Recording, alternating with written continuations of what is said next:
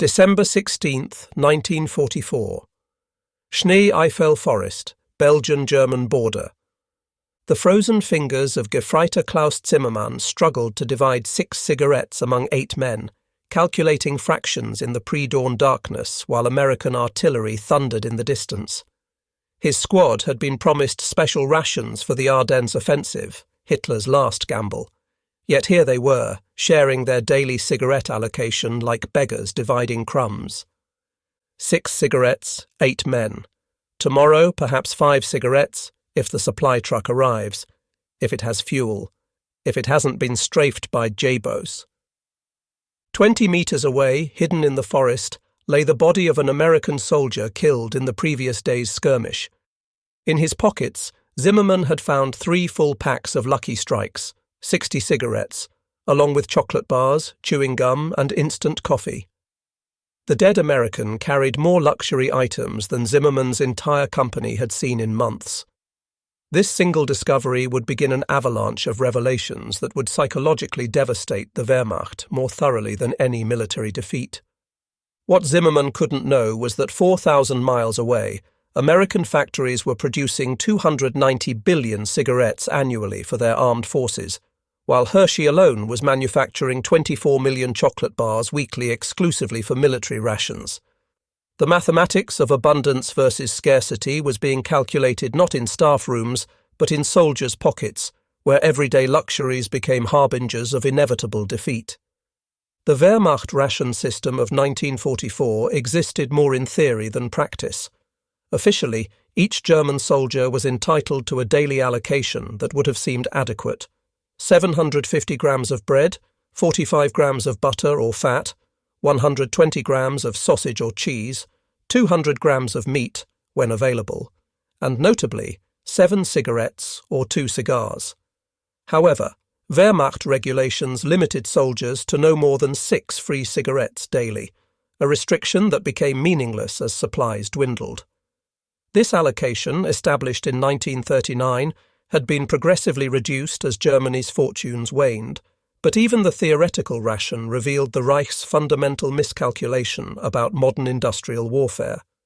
Obergefreiter Wilhelm Hoffmann, stationed with the 352nd Infantry Division in Normandy, recorded in his diary in May 1944. The Spieß supply, Sergeant laughed when I asked about our cigarette ration. 6 per day. We had received 6 per week for the last 2 months, and those were French captures from 1940, so stale they crumbled when lit. According to historian Robert N. Proctor's research in German archives, by 1944, a Wehrmacht survey of 1,000 servicemen found that 87% smoked regularly, though consumption had declined 23.4% from pre-war levels due to severe shortages. 2/3 of Germany's tobacco factories had shut down by 1942, converted to armaments production. The SS, despite its leadership's anti-smoking stance, provided its combat units with just 1.5 cigarettes daily, 6 cigarettes per 4-day field ration, justified as a nerve tonic for combat stress. The American K-Ration, by contrast, represented the apex of industrial efficiency applied to military logistics. Each daily ration contained 3 meals, and within each meal unit, alongside the 3,500 calories of food, came a cornucopia of comfort items. 4 cigarettes per meal unit, 12 daily total. Chocolate bars, 2 ounces initially, later split into 2 1-ounce bars. Chewing gum, 2 sticks. Instant coffee, sugar tablets, and toilet paper. The cigarettes alone, brands like Camel, Lucky Strike, Chesterfield, and Philip Morris, were fresh, packaged in waterproof cellophane, and included matches. Major Robert Johnson of the U.S. Army Quartermaster Corps, writing in a 1944 report, noted, "The inclusion of cigarettes and confectionery serves purposes beyond mere comfort. These items maintain morale, provide quick energy, and serve as universal currency in liberated territories. We calculate that each soldier's daily comfort items cost 47 cents, a price the United States can afford to pay 11 million times daily." The numbers behind these allocations told a story of 2 fundamentally different war economies. In 1943, American tobacco companies, having pledged full support to the war effort, were producing cigarettes at rates that defied German comprehension. The American Tobacco Company alone manufactured 75 billion cigarettes annually. R.J. Reynolds added another 60 billion.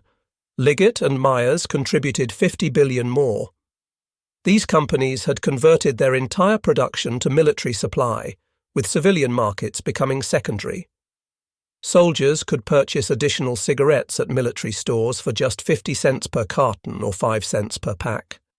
By comparison, Germany's entire cigarette production in 1944 totaled approximately 40 billion, and the Wehrmacht competed with 80 million civilians for this supply. The mathematics were stark. America produced 7.25 cigarettes for every German cigarette, while supporting a military force that was better supplied and a civilian population that still enjoyed relative abundance. Hauptmann Friedrich Becker, a staff officer captured in Italy, later testified to American interrogators, "We calculated everything: ammunition, fuel, tanks. We never calculated cigarettes and chocolate. We should have." They told the real story of who would win. The chocolate differential was even more revealing. Hershey's military production, reaching 24 million bars weekly at peak, exceeded Germany's entire confectionery industry output. The company had developed the field ration D bar specifically for military use. 4 ounces of chocolate mixed with oat flour, able to withstand temperatures up to 120 degrees Fahrenheit, providing 600 calories in a pocket-sized package. Between 1940 and 1945, Hershey would produce over 3 billion chocolate bars for the military, earning the Army-Navy E Production Award 5 times. Milton Hershey himself had declared, "The American soldier will fight better knowing he has chocolate in his pocket. It's a taste of home, a moment of comfort in hell. We'll make sure he never runs out." On the Eastern Front, where the majority of the Wehrmacht fought and died, the ration situation had collapsed entirely by 1943. Gefreiter Hans Müller, serving with the 6th Army before Stalingrad's fall, wrote to his sister in October 1942, "We receive our 6 cigarettes perhaps twice per week. When we capture Russian positions, we search their dead not for intelligence but for makoka, rough tobacco. We roll it in newspaper from Pravda, Soviet propaganda serving German lungs." The irony was not lost on the soldiers. Here they were, representatives of the master race, reduced to smoking Soviet peasant tobacco wrapped in communist newspapers, while American soldiers, whom Nazi propaganda depicted as soft and decadent, carried multiple packs of quality cigarettes as standard equipment. Feldwebel Kurt Weber of the 4th Panzer Army recorded a telling incident from January 1943. "We overran an American supply depot that had been airdropped to the Russians. Crates of Lend-Lease supplies, Spam, Maxwell House Coffee, Lucky Strikes, Hershey bars. The Americans were supplying their allies better than Germany supplied its own troops. We fought among ourselves over chocolate bars while opening crates that each contained more cigarettes than our regiment had received in 3 months." The Lend-Lease program had indeed shipped billions of cigarettes to the Soviet Union, along with 70,000 tons of processed food, including chocolate and coffee. American industrial capacity was simultaneously supplying its own forces abundantly, while providing allies with luxuries the Wehrmacht could only dream of. The Italian campaign of 1943 to 1944 provided Wehrmacht soldiers their first sustained exposure to American abundance. As German forces retreated northward, they encountered American supply lines that operated on principles incomprehensible to the German military mind. Oberleutnant Joachim Richter, serving with the 1st Fallschirmjäger Division at Monte Cassino, wrote in February 1944, "The Americans shell us with more artillery ammunition in 1 hour than we receive in a week. But worse for morale is what we find in their destroyed positions: discarded chocolate wrappers, empty cigarette cartons, half-eaten cans of food. They throw away more than we receive. The psychological impact intensified when German soldiers discovered American supply dumps. Unlike German depots, carefully hidden and desperately guarded, American supplies seemed endless and casually managed. A single captured American quartermaster truck might contain more comfort items than a German battalion received in a month. Unteroffizier Franz Hartmann recalled discovering an abandoned American supply point near Anzio. Hundreds of cases of K-Rations, each box containing cigarettes and chocolate. We calculated, this one supply point, apparently considered minor by the Americans, contained more cigarettes than our entire division had received since arriving in Italy. My men filled their pockets, their bread bags, their gas mask containers with Lucky Strikes and Hershey bars. For 2 weeks, we smoked American cigarettes. When they ran out and we returned to our allocation, when it arrived, of 6 per day, several men broke down crying. D-Day brought the supply differential into devastating focus. As Allied forces poured onto the beaches, they brought with them a logistics operation that redefined military supply. Operation Overlord involved not just combat supplies, but millions of comfort rations. In the first week alone, 14 million cigarettes and 800,000 chocolate bars landed on Normandy beaches. Grenadier Joseph Wagner of the 21st Panzer Division wrote about encountering American paratroopers' supplies scattered across the Norman countryside. Every American soldier seemed to have fallen from the sky with a personal tobacco shop. We found containers with cartons of cigarettes. Cartons. Each American paratrooper carried more cigarettes than our company received in a month. The chocolate was everywhere, some type that didn't melt in the heat. Our emergency iron ration, meanwhile, was a tin of meat that might have been canned in 1941. The stark contrast demoralized German defenders. Feldwebel Heinrich Schmidt of the 352nd Infantry Division reported, "My men increasingly volunteer for patrols not for military intelligence, but to search American bodies for cigarettes and chocolate. A dead American provides more comfort items than the German supply system. This is not warfare, it's wealthy men fighting paupers." The American replacement system compounded the psychological blow. As German units dissolved from casualties and lack of supplies, fresh American troops arrived daily, each carrying full rations, including their cigarette and chocolate allocations. The Germans watched enemies discard half-empty cigarette packs because they were too crushed, while Wehrmacht soldiers carefully straightened bent cigarettes found in the mud. Major Karl von Rundstedt, no relation to the Field Marshal, serving as a supply officer for Panzer Lehr Division, calculated the impossible mathematics in his journal. Each American division in Normandy consumes approximately 130,000 cigarettes daily. This single division smokes more than 3 German divisions combined, if those divisions received their full allocation, which they haven't for 2 years. The chocolate disparity carried particular psychological weight. In German culture, chocolate represented luxury, celebration, childhood joy. By 1944, German civilians hadn't seen real chocolate in years. Ersatz chocolate, made from roasted barley and artificial flavouring, sold for exorbitant prices on the black market. Real chocolate had become memory. Yet American soldiers treated chocolate as mundane, disposable even. The D-ration bars were designed to taste a little better than a boiled potato, while later tropical chocolate bars were formulated to resist melting. By late 1944, K-Rations included commercial candy bars like Milky Way and Mars Torrid Zone bars specially created for heat resistance. Gefreiter Paul Zimmermann wrote about finding an American position in the Hurtgen forest. Chocolate bar wrappers everywhere, some with bites taken, then discarded. My hands shook as I gathered them, licking the remaining chocolate from the inside of the wrappers like a dog. I had not tasted real chocolate since 1941. These Americans threw away what my children would consider a dream. The American military chocolate program represented industrial might, applied to morale. Hershey wasn't alone. Mars produced millions of specialty bars weekly for military use.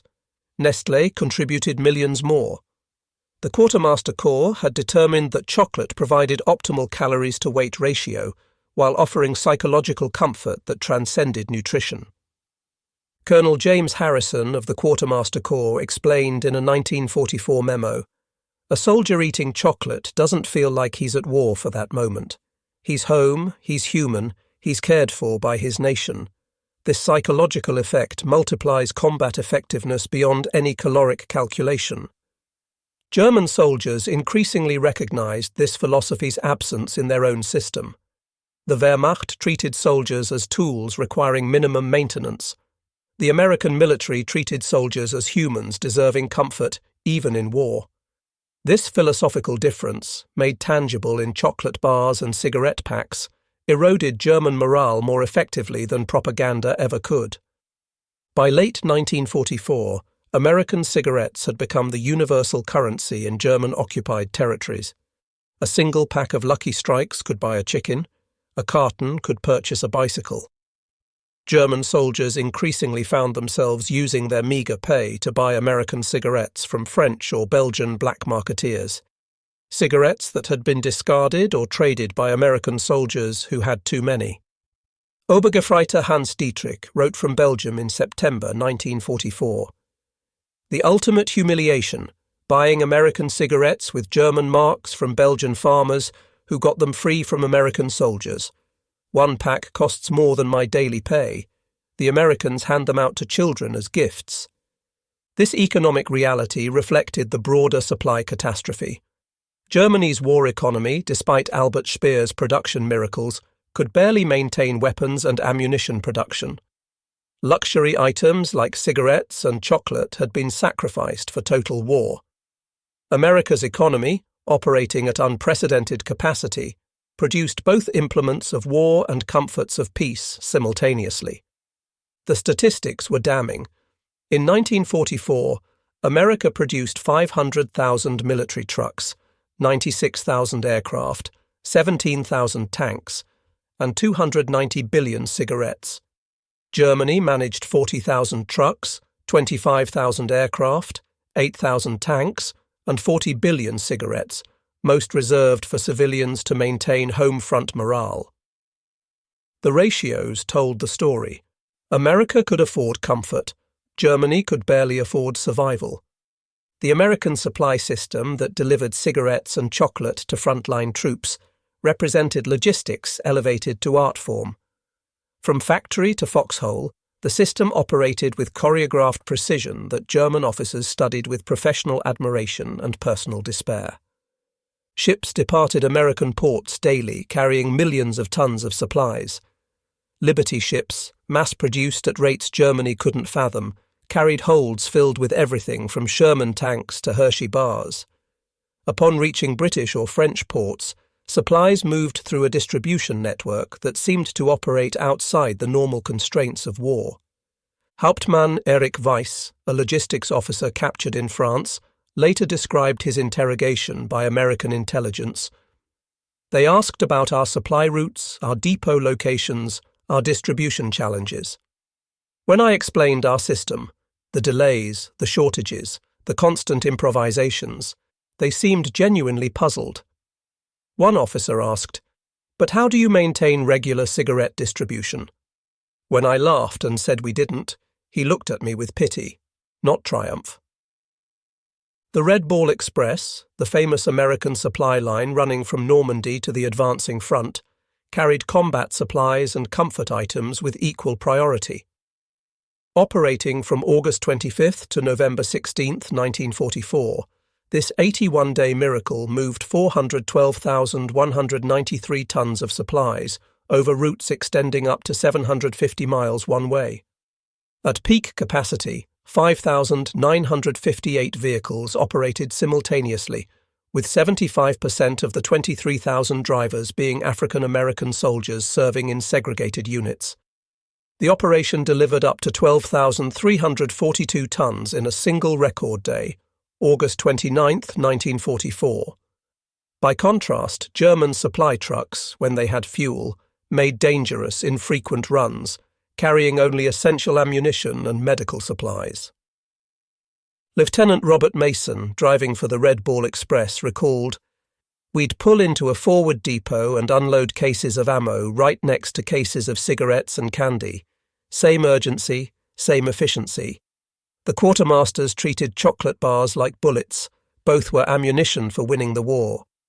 The winter of 1944–45 brought the supply differential to its cruelest extreme. During the Battle of the Bulge, beginning December 16, 1944, Germany's last offensive saw Wehrmacht soldiers advancing through American positions, capturing supplies that mocked their own deprivation. Hitler had launched his final gamble with over 200,000 troops through the Ardennes, but the offensive would stall partially due to an unexpected factor: German soldiers stopping to loot American supplies. Gefreiter Friedrich Bauer, advancing with the 1st SS Panzer Division, wrote, "We overran an American field kitchen. Hot coffee, real coffee, still brewing. Stacks of K-Rations, each with cigarettes and chocolate, fresh bread, canned fruit. We ate until sick, filled our pockets with cigarettes, then continued advancing. My squad leader said, 'We're not defeating them, we're raiding their grocery store.'" Entire units delayed advances to feast on captured rations. The psychological impact was devastating. Soldiers saw firsthand that Americans could lose tons of supplies and barely notice, while German forces scraped by on starvation rations. Feldwebel Otto Kraus remembered finding an abandoned American supply truck. It had been hit by artillery, the driver killed. The cargo, cases of cigarettes, chocolate, coffee, and canned food, scattered everywhere. We behaved like starving dogs, fighting each other for chocolate bars. Veterans of 5 years' combat reduced to squabbling over candy. The dead American driver had more cigarettes in his pocket than I had seen in 6 months. Meanwhile, encircled American forces in Bastogne received airdrops that included not just ammunition and medical supplies, but also cigarettes and chocolate. The defenders of Bastogne, surrounded and outnumbered, smoked freely while their German besiegers rationed their last cigarettes. When German soldiers surrendered, the supply shock continued. American POW camps provided German prisoners with more cigarettes and better food than they had received as active soldiers. This generosity, incomprehensible to minds shaped by scarcity, shattered remaining illusions about German superiority. Unteroffizier Wolfgang Meyer, captured in the Bulge, described his first days in captivity. "The Americans gave each prisoner 5 cigarettes daily, only 1 less than our theoretical military ration that we never received. They apologized that chocolate was limited to twice weekly. Apologized, we hadn't seen chocolate in 2 years. And they apologized for giving it to enemy prisoners only twice per week." German prisoners of war in American camps received regular military rations that included cigarettes and chocolate. After Germany's surrender in May 1945, German prisoners were reclassified as disarmed enemy forces to circumvent Geneva Convention obligations, yet they still ate better than they had as soldiers.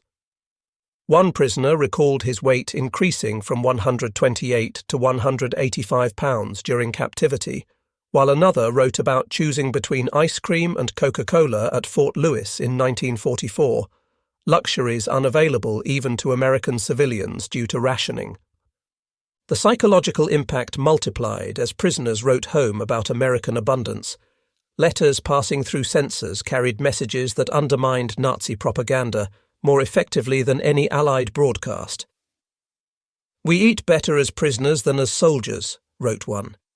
"The Americans have so much they can afford kindness to enemies," wrote another. While American soldiers complained about K-ration monotony, German civilians faced starvation.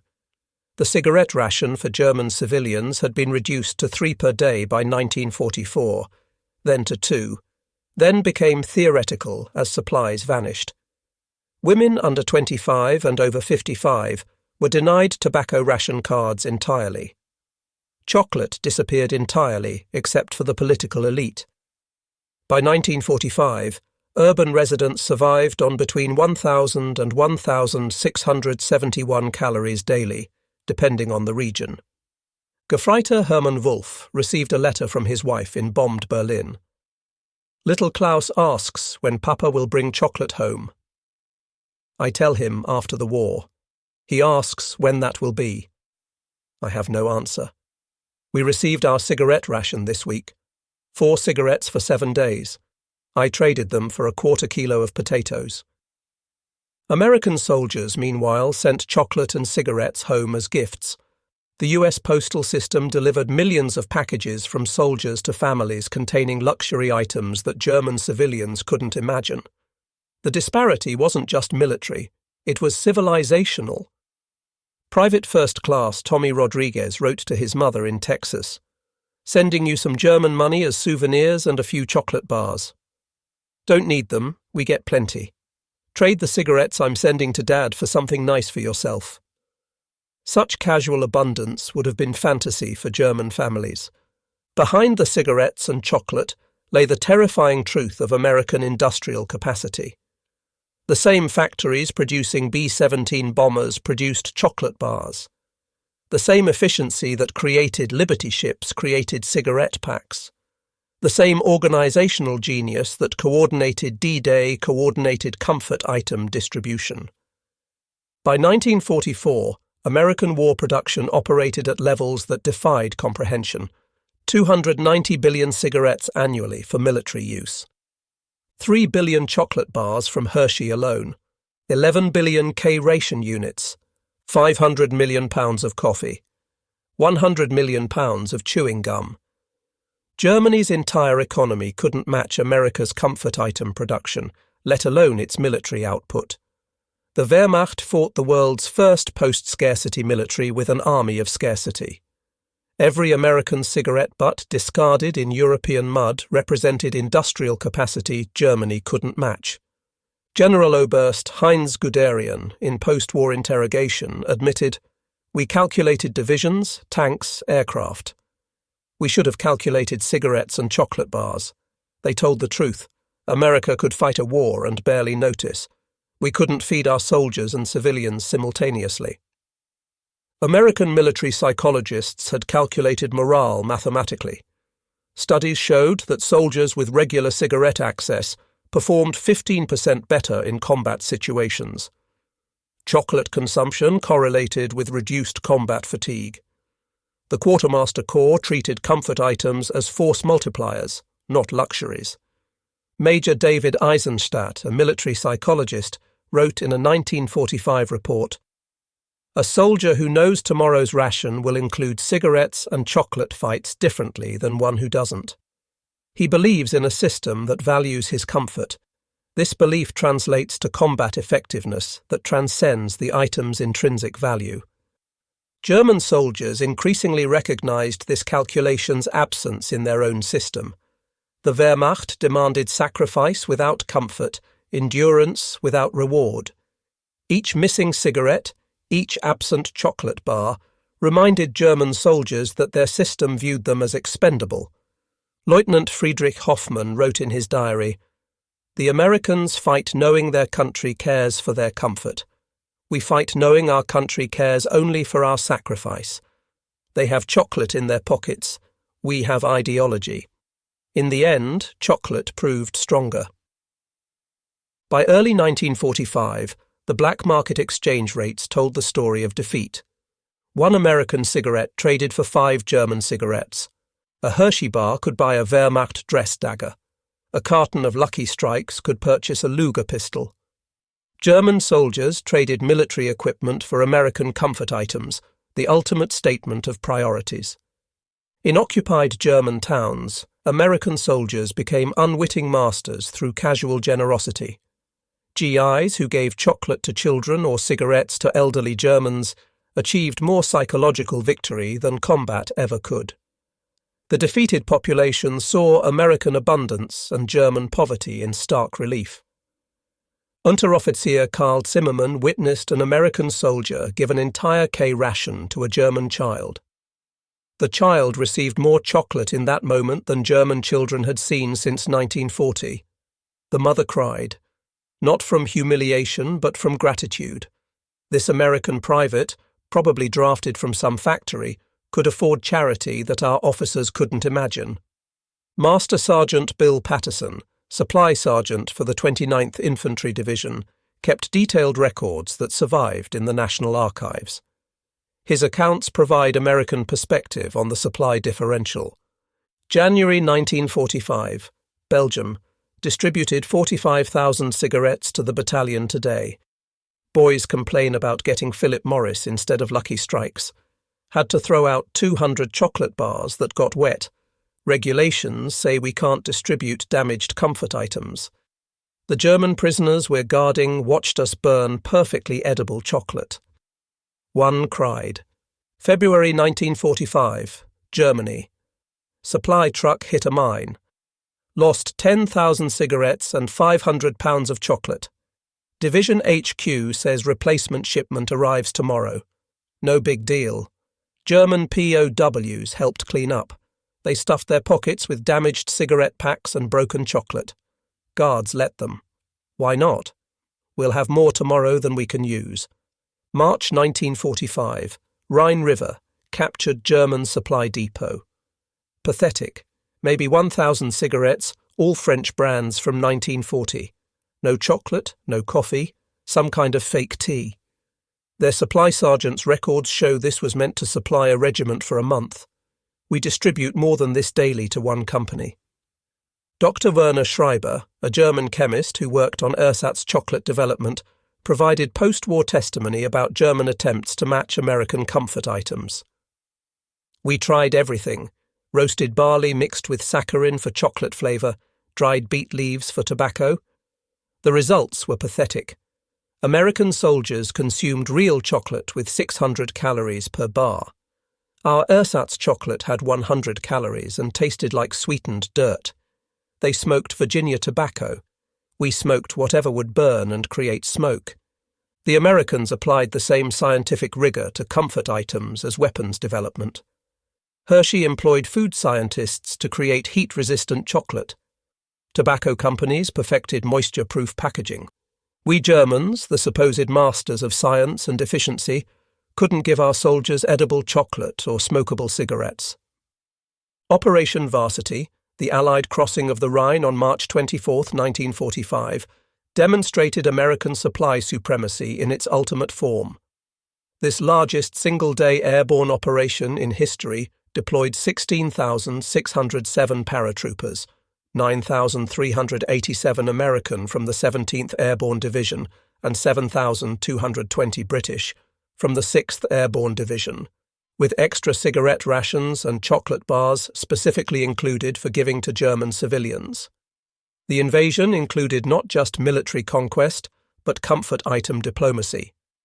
Private James MacArthur of the 17th Airborne remembered, "We were told to carry extra chocolate for German kids. Command said it would reduce civilian resistance. It worked. Kids who might have reported our positions came asking for chocolate instead. Their mothers, desperate for any comfort, welcomed us for cigarettes. We conquered through Hershey bars. German defenders watched American soldiers casual with abundance while they scraped for survival. Volkssturm units, Germany's last-ditch militia, often included elderly men who hadn't seen chocolate since the 1930s, and children who had never tasted it. They faced Americans who complained about K-Ration variety. Obergefreiter Franz Müller wrote the last entry in his diary before surrendering. The Americans approach our position eating chocolate and smoking. Always smoking. We have neither ammunition nor cigarettes.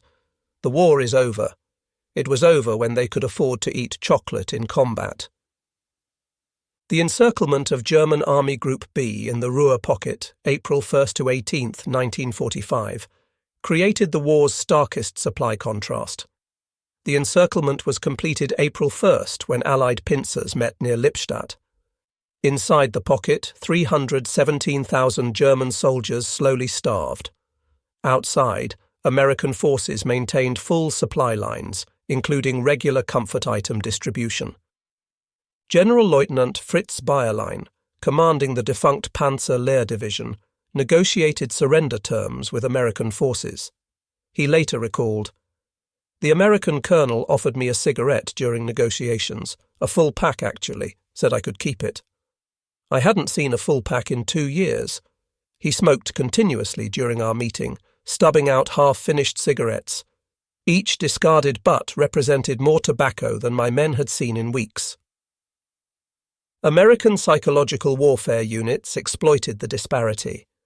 Loudspeakers broadcast messages. German soldiers, we're eating hot food with real coffee while you starve. Every American soldier has cigarettes and chocolate. Surrender and eat tonight. The broadcasts worked because German soldiers knew they were true. The final surrender on April 18th yielded exactly 317,000 prisoners, more than the Americans captured in all of North Africa. Hans-Peter Richter, 12 years old in 1945, lived near Frankfurt when American forces arrived. His memoir, written decades later, captured the civilian impact. The first American soldier I saw was eating chocolate while walking, eating it casually, like bread. My mouth watered. I hadn't tasted chocolate since I was 7. He saw me staring and handed me half his bar. Half. More chocolate than my family had seen in 5 years. I ran home crying, clutching the chocolate like gold. Mother divided it into tiny pieces, one for each family member. We ate it slowly, reverently. My little sister, born in 1942, tasted chocolate for the first time. She asked if this was what victory tasted like. Mother said yes, this is what winning tastes like. We were defeated, but eating American chocolate. The Americans had won before firing a shot. American occupation policy included massive distribution of comfort items to German civilians. Operation Backhauling sent empty supply trucks back filled with cigarettes and chocolate for distribution. This calculated generosity, impossible under German scarcity thinking, accelerated psychological victory. By summer 1945, American soldiers in occupied Germany distributed approximately 100 million cigarettes monthly to civilians. German adults received cigarette rations through American military government, more cigarettes than the Nazi regime had provided since 1942. Children lined up for chocolate distribution, experiencing abundance their parents couldn't have imagined during the war. Colonel Frank Howley, military governor of Berlin's American sector, wrote, "We govern through chocolate and cigarettes as much as through force. Every German child eating Hershey's chocolate, every adult smoking American cigarettes, acknowledges American victory and abundance. These comfort items achieve what propaganda cannot: genuine acceptance of defeat." German economists studying American occupation discovered staggering statistics. The chocolate distributed free to German children in 1945 exceeded Germany's entire confectionery production from 1943 to 1945. The cigarettes given to German prisoners of war surpassed Wehrmacht combat troop rations for the entire war's last year. Professor Ludwig Erhard, future architect of the German economic miracle, analysed American supply capacity. The Americans defeated us through abundance, not just armaments. They could afford to give away what we couldn't produce. Every American cigarette in German lips, every chocolate bar in German hands, taught us that our economic system had failed fundamentally. In 1985, at a reunion of the 82nd Airborne Division, former Feldwebel Kurt Müller, now an American citizen, addressed his former enemies. "You defeated us with chocolate and cigarettes as much as with bullets and bombs. Every K-Ration we captured showed us America's strength. You had so much, you could afford kindness. We had so little, we couldn't afford humanity. When I found American cigarettes on dead paratroopers at Normandy, I knew Germany would lose. No nation that could give every soldier chocolate and cigarettes could be defeated by a nation that couldn't." The American veterans applauded the former enemy who had learned war's deepest lesson, that abundance permits generosity, while scarcity demands brutality. Among documents discovered in German military archives was a letter from Frau Elisabeth Hoffmann to her son, Lieutenant Paul Hoffmann, dated March 1945. "Paul, The Americans have entered our village. They gave little Anna chocolate, real chocolate. She ate it so fast she became sick. The American medic gave her medicine and more chocolate, telling her to eat it slowly. They have so much chocolate, they can give extra to a sick German child. Your father trades his Iron Cross from the First War for cigarettes from American soldiers. They laugh and give him entire cartons, saying the medal is worth more. Such wealth that they can joke about it. We were told they were weak, decadent. They are neither. They are rich beyond imagination. The war was lost the moment they could afford to be kind to enemies. Paul Hoffman never received the letter. He had surrendered 2 weeks earlier after his unit ran out of ammunition, food and cigarettes, in that order of importance to morale. Post-war analysis revealed the full scope of American comfort item production during World War II. Cigarette production, 1941 to 1945. Total military cigarettes, 1.2 trillion. Daily production peak, 950 million. Cigarettes per serviceman annually, 10,000. Brands supplied, 45 different varieties. Cost at military stores, 50 cents per carton, 5 cents per pack. Chocolate production, 1941 to 1945.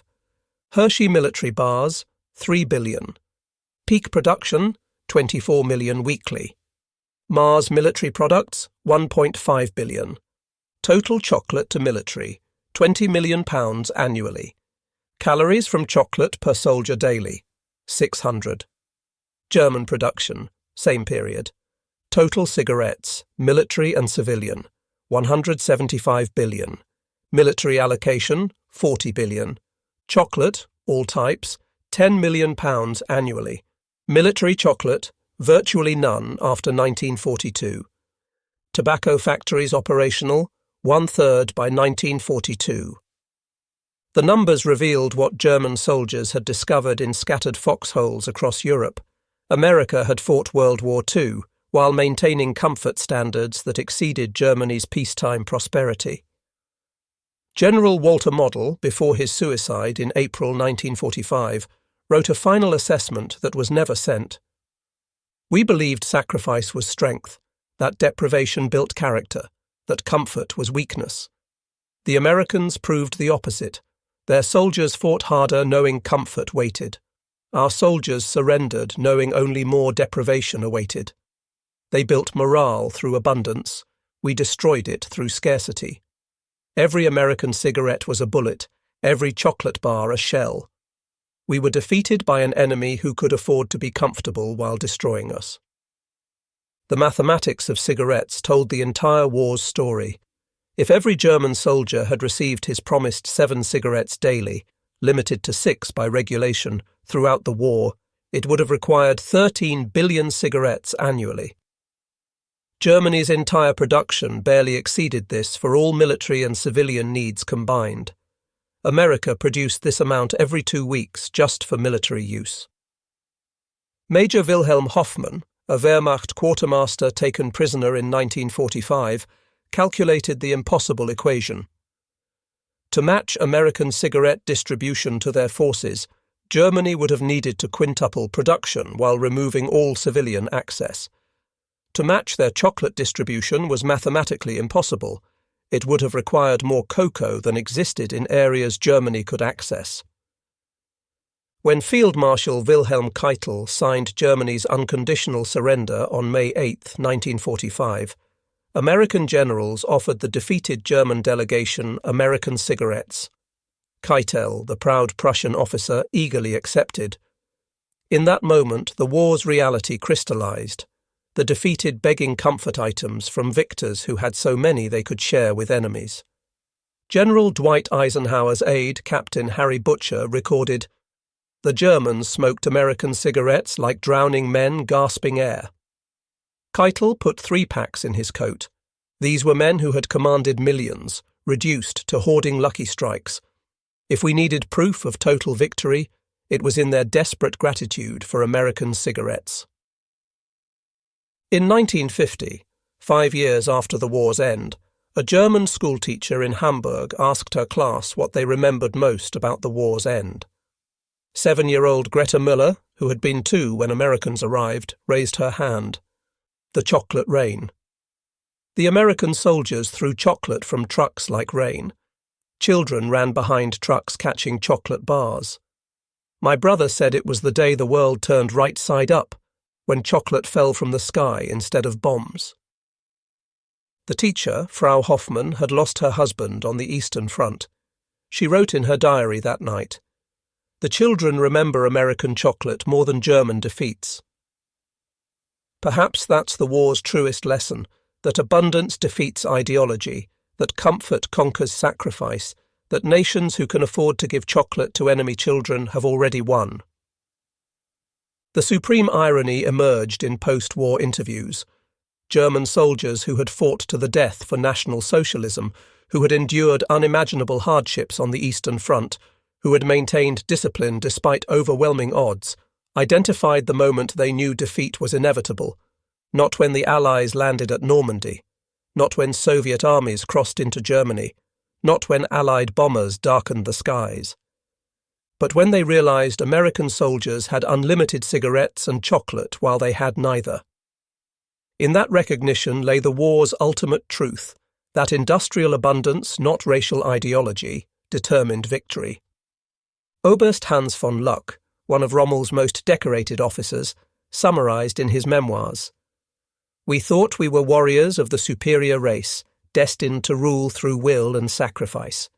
We were defeated by Democrats bearing chocolate bars, by factory workers carrying more cigarettes than our generals, by a nation so wealthy it could afford to waste what we couldn't produce.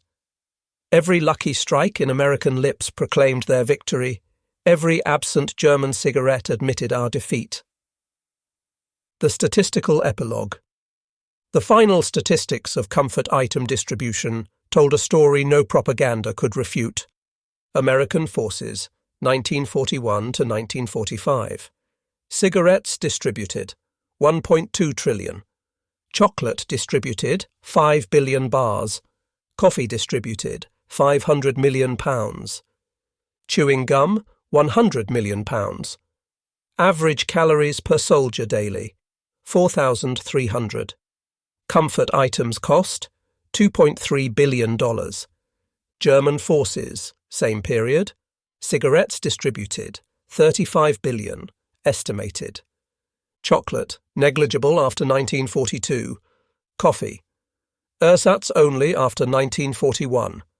Average calories per soldier daily, 1,800, 1945. Comfort items, no budget allocated. The numbers revealed what every German soldier who encountered Americans learned individually, that America had fought a different war, a war where soldiers expected comfort and received it, where industrial might express itself in chocolate bars as much as bombers, where victory was assured by the nation that could afford to keep its soldiers happy while fighting on 2 fronts. The story of Wehrmacht soldiers receiving 6 cigarettes daily while Americans had chocolate in every K-ration is more than a tale of supply disparity. It's the story of 2 fundamentally different systems colliding, with the outcome determined not by courage or ideology, but by productive capacity. Every German soldier who encountered American abundance, whether through captured supplies, prisoner rations, or occupation generosity, experienced the same revelation. They had been sent to fight the world's first post-scarcity military with empty stomachs and empty cigarette cases. They had been told their racial superiority and will would overcome material disadvantage. Instead, they discovered that nations capable of providing chocolate and cigarettes to millions of soldiers while waging global war possessed power beyond military force. The cigarettes and chocolate were symptoms of deeper truth. America could afford comfort because its system produced abundance. Germany demanded sacrifice because its system produced scarcity. American soldiers expected cigarettes and chocolate because their nation could provide them. German soldiers learned to expect nothing because their nation had nothing to give. In the end, the war's outcome was written not in battle plans, but in production statistics, not in ideological fervour, but in industrial capacity, not in racial theory, but in chocolate bars and cigarette packs. The Wehrmacht soldier carefully hoarding his 6 daily cigarettes when he received them, while watching American soldiers carelessly discard half-smoked Lucky Strikes, witnessed the real balance of power. The Americans had chocolate in every K-ration because they could. The Germans had ideology in every order because they had nothing else. Between chocolate and ideology, chocolate won. Between abundance and sacrifice, abundance triumphed. Between the nation that could provide comfort to its soldiers and the nation that could only demand endurance, the outcome was never truly in doubt. The Wehrmacht soldiers who received 6 cigarettes daily, when they received them at all, learned what their leaders never understood, that in modern industrial warfare, the nation that can afford to keep its soldiers supplied with comfort items has already won. The chocolate in American K-rations and the cigarettes in American pockets were not luxuries. They were proclamations of inevitable victory, daily proof that American factories could produce abundance, while German factories failed to produce adequacy. Every German veteran who tasted American chocolate, who smoked American cigarettes, who witnessed American abundance, knew the war was over long before the surrender was signed. They had seen the future, and it tasted like Hershey's chocolate and smelled like Lucky Strike tobacco. That was the final lesson of World War II, written in chocolate and cigarettes. That victory belongs to those who can produce abundance, not those who demand sacrifice. The Wehrmacht soldiers promised 6 cigarettes daily, but receiving far less, facing Americans with chocolate in every pocket, learned this truth one captured K-ration at a time.